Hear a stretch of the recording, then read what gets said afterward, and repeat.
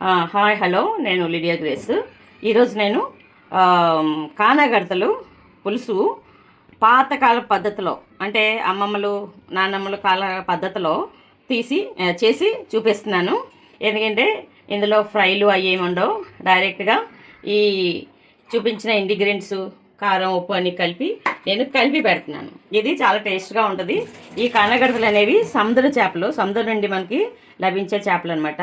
చాలా బాగుంటాయి పులుసు పెట్టుకుంటే ఇలా డైరెక్ట్గా. సరే, అది ఎలా చేయాలో నేను ఒకసారి మీకు చూపిస్తున్నాను, చూడండి. ఉల్లిపాయలు ఒక గిన్నెలో వేసుకోవాలండి. ఉల్లిపాయలు, టమాటాలు, పచ్చిమిరపకాయలు వేస్తే ఘాటు వచ్చేస్తుంది కదా, ఈ తర్వాత వేస్తానండి. తర్వాత కొత్తిమీర, తర్వాత అలా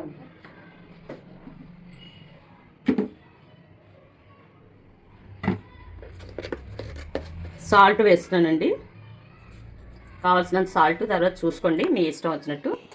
తర్వాత కారం వేస్తున్నానండి. కారం సుమారుగా 2 స్పూన్లు పడుతుంది. ఈ స్పూన్ కొంచెం పెద్దగా ఉంది. మీరు ఉట్టి కారమే వేస్తున్నారని మీరు అనుకోవచ్చు, కానీ ఈ కారం ఉట్టి కారం కాదండి. మన అమ్మమ్మలు జేజమ్మల కాలం నాటి ఇది మేము మా ఇంట్లో వాడే కారం. ఇందులో కారం, తర్వాత ధనియాలు, పసుపు, అలాగే జీలకర్ర, నల్ల జీలకర్ర ఇవన్నీ యాడ్ అయ్యి ఉంటాయండి. కాబట్టి నేను ఇంకా మళ్ళీ వేరేగా ధనియాల పొడి అది వేయట్లేదు అనమాట. ఉట్టి కారం మాత్రమే ఇలా డైరెక్ట్గా వేస్తున్నానండి. తర్వాత దీనిలో ఒక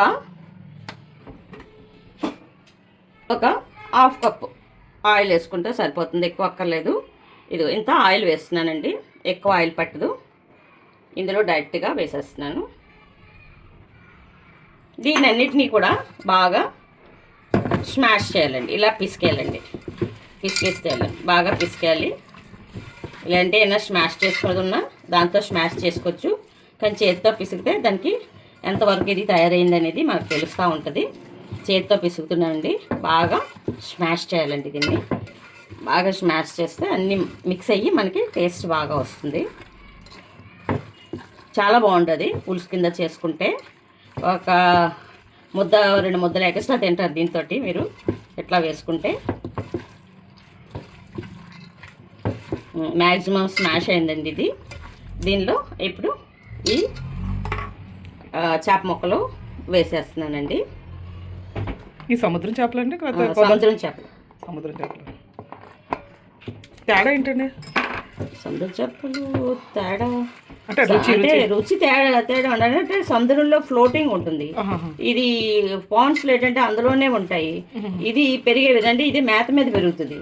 ఇది అలా కాదు, నేచురల్గా పెరుగుతుంది కాబట్టి ఇది ఆరోగ్యకరం. పిల్లలకి ఏది పెడితే మంచిది? పిల్లలు సముద్ర చేపలు పెడితేనే మంచిది, ఎందుకంటే ఇది నేచురల్గా పెరుగుద్ది కాబట్టి ప్రాబ్లం ఉండదు. తర్వాత ఇందులో మనం కొంచెం వాటర్ వేసి కొంచెం సేపు మరిగిన తర్వాత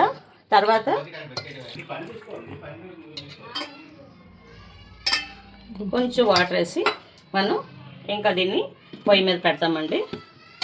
పొయ్యి మీద పెట్టే ముందు ఇదిగో అదే నలిపేసాం అనుకోండి, కారం వచ్చేస్తుంది.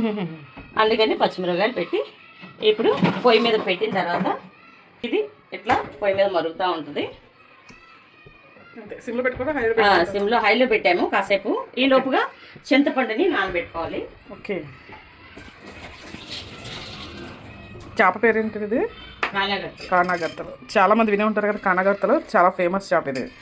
ఇలా పాత పద్ధతిలో అయితే మాత్రం చేసుకోండి, టేస్ట్ అయితే చాలా బాగుంటుంది. Oil less fish curry colour add చేయాలి మనం.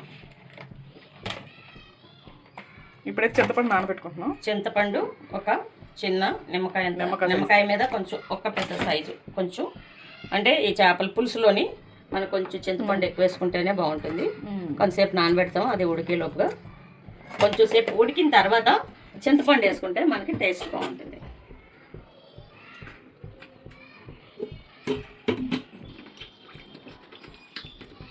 వాష్ చేసి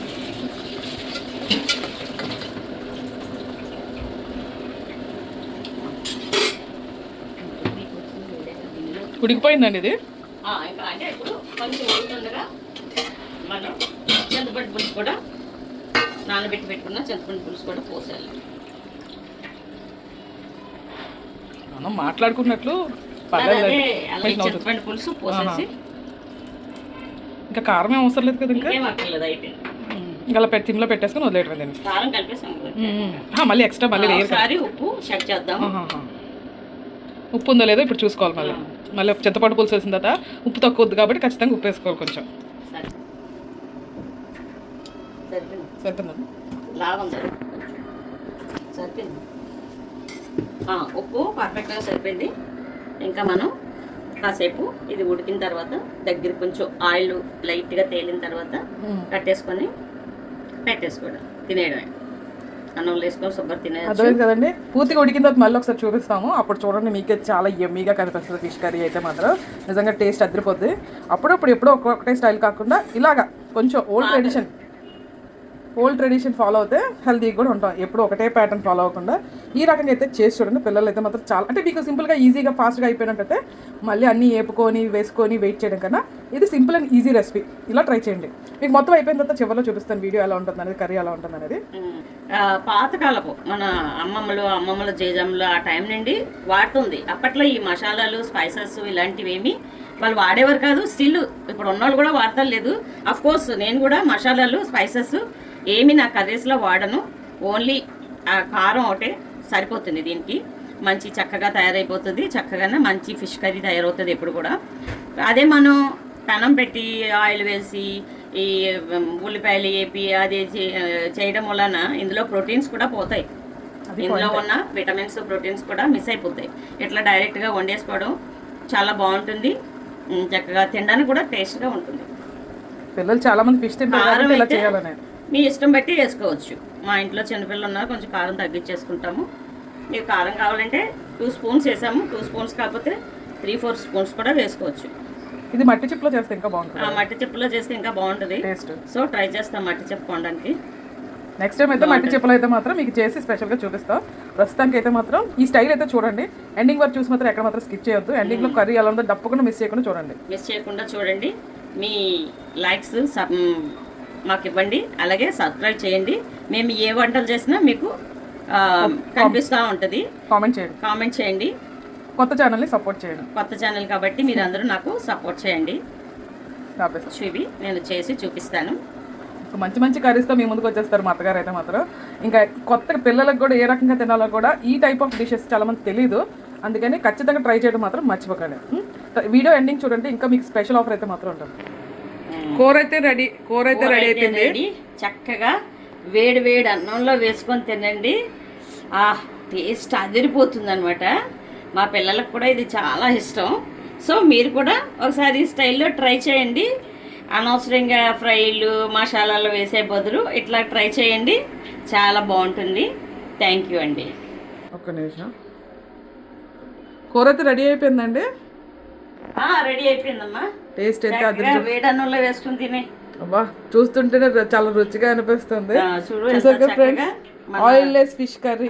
అన్ని చెత్త చెదారం మసాలాలు అన్నీ వేసుకున్నా ఈ థిక్నెస్ రాదు. ఎంత చక్కగా థిక్గా నీట్గా వచ్చింది. చూసారు కదా, వేడి అన్నంలో వేసుకొని తినేమ్మా కోడల. వీడియో అయితే మాత్రం ఎవరైనా ఫస్ట్ టైం చూస్తున్నట్లయితే లైక్ చేయడం మాత్రం మర్చిపోకండి. అలాగే మాత్రం మీరు చెప్పేయండి, సబ్స్క్రైబ్ చేసుకోండి, లైక్ చేయండి, సబ్స్క్రైబ్ చేయండి. ఇంకా చాలా ఇలాంటి ట్రెడిషనల్ వంటకాలు ఇంకా మేము చేసి మీకు చూపిస్తాము. థ్యాంక్ యూ అండి.